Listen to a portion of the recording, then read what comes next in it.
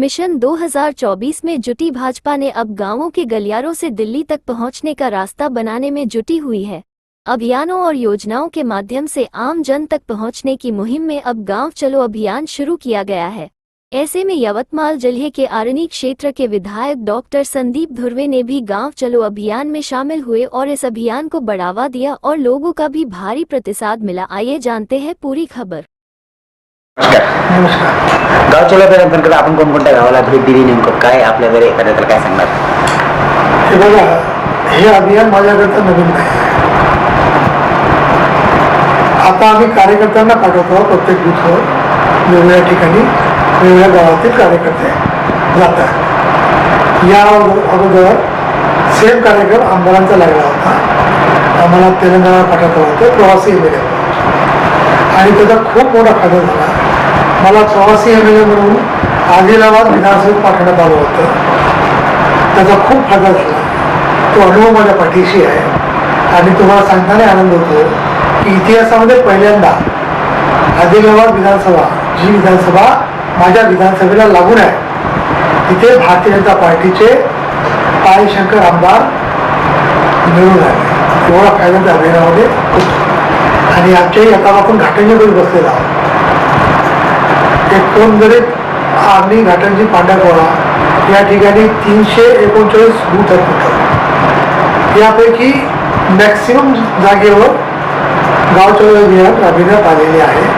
जो थोडं बहुत शिल्लक आहे, अत्यंत कमी शिल्लक आहे माझ्या माहितीप्रमाणे. आज आपण घाटंजी इथे बसलेलो आहोत आणि घाटंजी तालुका अध्यक्ष राकेश माझ्या बाजूला बसलेले आहे.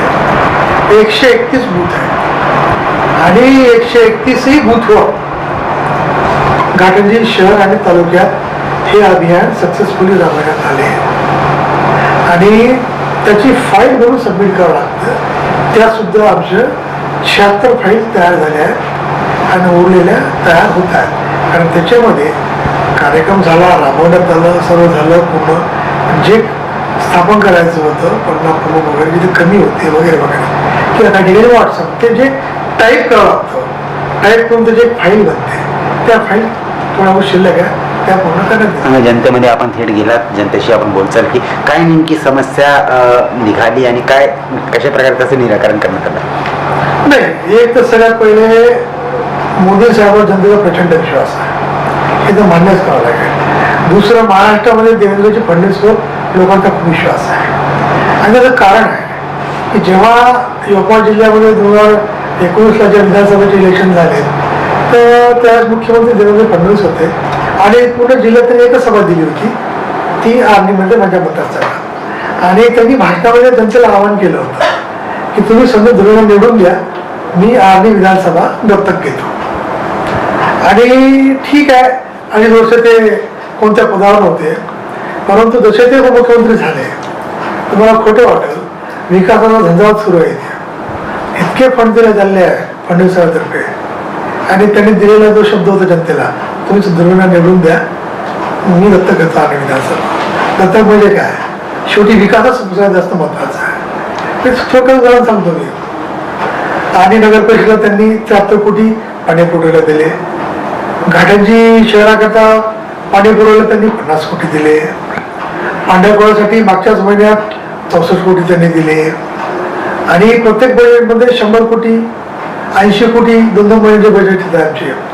तर ते प्रचंड प्रमाणात विकासात्मक, म्हणजे सांगताना मला अतिशय आनंद होतो की 78 पासून आधी केळापूर मतदारसंघ हा राखीव आहे आणि राखीव आदिवासी लोकांच्या मताच्या भरोश्यावर लोकांनी पदं घेतली. तब्बल 1 वेळेने 7 वेळा मंत्रीपद घेतलं. माझं तुमच्या समक्ष आव्हान आहे की 7 वेळा मंत्री असलेल्या मनुष्याचा विकासाचा पैसा काढा आणि डॉक्टर संदीप धुर्वेचा या 6 वर्षातला निधी पहा, त्यांच्या दुपट्टी पडत. काय वाटतंय, कोणकोणते विकास कामं आतापर्यंत थांबलेले आहे आणि कोणकोणते विकास कामं करायचे तुम्ही इच्छुक आहे ते व्हायला पाहिजे असं आपल्याला वाटतं? खूप चांगला प्रश्न केला, कारण बाप बापनंतर श्राद्ध कर, बरोबर आहे. सर्वप्रथम तर मी प्रधानमंत्री नरेंद्र मोदींचं अभिनंदन करेल त्याच्याकरता की मी एक डॉक्टर आहे आणि 75% रोग आपल्याला हे पाण्यातून होतात, ते तुम्हालाच माहीत आहे. शुद्ध पाण्याची पिण्याची व्यवस्था. माझ्या मतदारसंघात 325 गाव येतात आणि 3 नगर परिषद येतात. आणि मी तुम्हाला आता सांगितलं की 7 वेळेस इथं मंत्रिपद देण्यात आलं. मोठमोठे खात्याचं कॅबिनेट मंत्रिपद त्यांना देण्यात आलं. आणि या वर्षी जल जीवन मिशनची योजना मोदी साहेबांच्या दूरदृष्टीच्या नेत्यांच्या द्वारे देशभरात आखली. त्यांनी इतके प्रधानमंत्री होऊन गेले, पण फक्त नरेंद्र मोदींच या गोष्टीकडे लक्ष गेलं की अजूनही भारत देशातील जास्तीत जास्त गावात शुद्ध पिण्याच्या पाण्याची व्यवस्था, पाण्याची टाकी आणि हर घर नल म्हणजे हर घर जल याची कमी आहे. आणि एकदम गोष्ट तंतोतंत खरी निघाली. मी दुसऱ्यांचं उदाहरण देणार नाही, मी माझ्या मतदारसंघाचं उदाहरण देतो.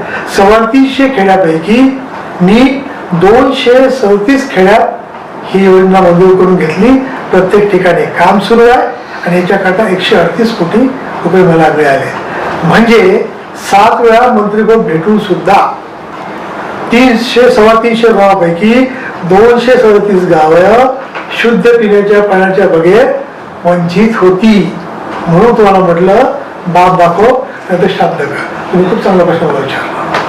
आदिवासी मतदारसंघ आपला हा राखीव असल्यामुळे येथे खूप सारे ट्रॅव्हल्स लोक आहे. सरकारकडून वेगवेगळ्या प्रकारच्या योजना राबवल्या गेल्या, ज्यामध्ये आदिवासींकरिता विशेष योजना राबवल्या. कोणकोणत्या प्रमुख योजना आदिवासींकरिता राबवण्यात आल्या? अगदी बरोबर. तुम्ही टाइम्स ऑफ इंडियाची न्यूज 2 महिन्यापूर्वी वाचली असेल, लोकमतची न्यूज वाचली असेल की महाराष्ट्रात आदिवासी विभागाचा सर्वात जास्त निधी नंबरवर खेचून आणणारा मी आमदार आहे हे त्यांनी डिक्लेअर केलं.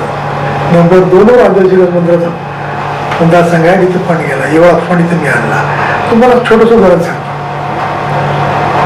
मतदारसंघ 1978 पासून राखीव आदिवासीसाठी. आणि आदिवासींचं पहिलं सामाजिक सभागृह होण्याकरता डॉक्टर दुर्गेंना दुसऱ्यांदा आमदार व्हावं लागलं. 1 कोटीचं सामाजिक सभागृह पांढरपुळ्याला उभं झालेलं आहे. 1 कोटीचं घाटंजी मंजूर आहे. जागेचा प्रॉब्लेम सुरू आहे. या व्यतिरिक्त 75 आदिवासी गाव आहेत देशामधले. तिथे गोरगरिबांचे लग्न झाले पाहिजे फुकटात.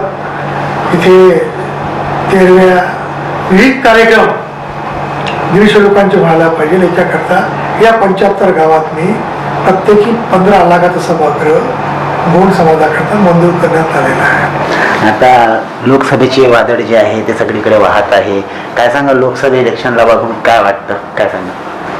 100% भारतीय जनता पार्टीचा उमेदवार चंद्रपूर आणि लोकसभेतून यावेळेस निवडून जाईल. मोदी है तो मुमकिन है. विश्वास ठेवा, हेच नेतृत्व आहे जे जगामध्ये देशाला 3री महाशक्ती बनवणार आहे.